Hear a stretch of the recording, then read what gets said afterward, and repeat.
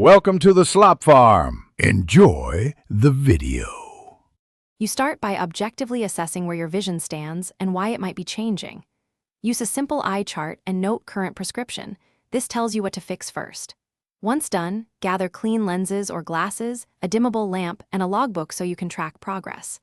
Make sure to record screen time, sleep, medication, and any chronic conditions because those factors directly affect healing.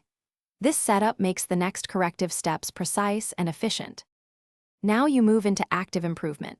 Perform targeted vision exercises and blink training to strengthen focus and tear film. I'll explain how and why each helps. Use 20-20-20 breaks to reduce accommodative strain. These resets retrain your focus muscles.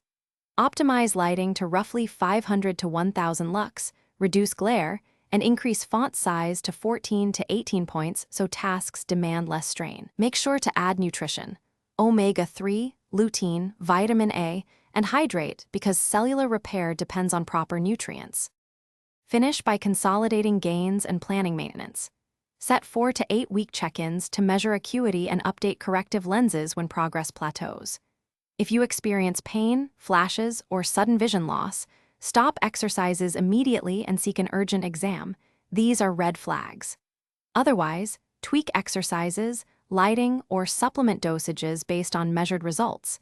Iterative adjustments ensure steady improvement. One key troubleshooting tip. If dryness or blurring persists, reduce session intensity and increase blink training before changing. Thanks for watching. Consider subscribing if we helped you today.